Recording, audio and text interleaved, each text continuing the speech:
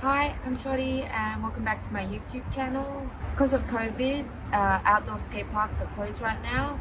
So I thought I would film this next video on my balcony and teach you how to do a rail slide. First, I'm going to show you the fundamentals of how to do a rail slide. Then I'll show you the build-up you can do if you're just starting out.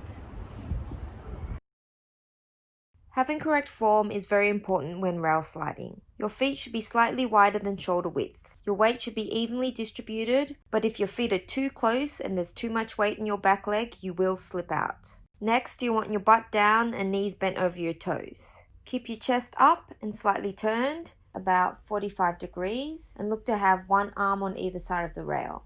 This will help you with balance, similar to walking on a tightrope, where you have one arm on either side of the rope. Having your shoulders and arms in line with the rail will make it harder to balance. You also want your head in line with the rail, and once you spot your landing, you want your eyes focused down the rail, not at your feet. Once you connect with the rail, you want to lock your slide blocks in and tighten up your whole body to hold you in position. You want to engage your leg muscles so they don't slide apart. You want to engage your core to hold you in place, and you want to make sure your arms don't fly around, as that will mess up your balance. So the path you want to take is parallel to the rail. If I don't end up jumping on the rail, I'll be skating right past it. Going parallel means that once you jump on the rail, your momentum will continue down the rail and not over it. If you skate perpendicular or at an angle to the rail, your momentum ends up going over the rail instead of along it. You might be able to slide, but you won't be able to go for very long, and it's harder to keep balance.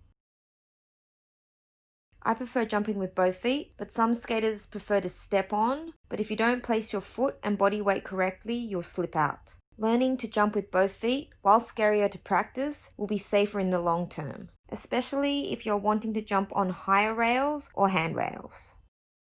For the jump, you want to load your legs like a spring, and as you take off, you want to lift your knees up towards your chest to land on top of the rail. If you forget to jump or not jump high enough, you'll end up clipping your skate or your shins if you're attempting it on higher rails. The higher the rail, the more you'll need to jump and bring your legs to your chest.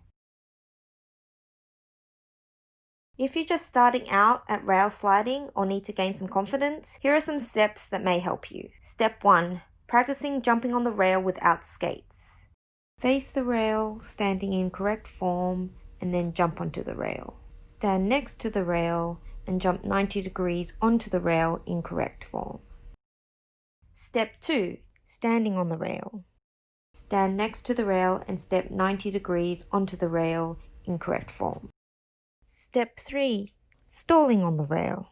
Face the rail and jump onto the rail in correct form. Stand next to the rail, jump 90 degrees onto the rail in correct form. If you need a little more help when jumping, you can look to hold on to something or someone, but you only want to hold on with your backhand, otherwise it turns your shoulders too much. Step 4. Time to get rolling.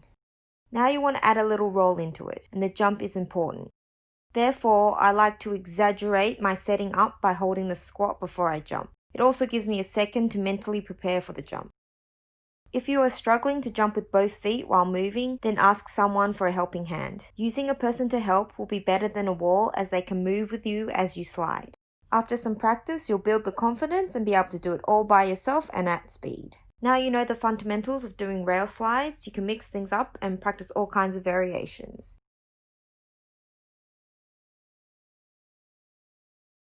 Hopefully you are able to take a couple things away from this video that will help you with your rail slides. Please tag me on Instagram, shortstop.crdl, as I'd love to see your progress.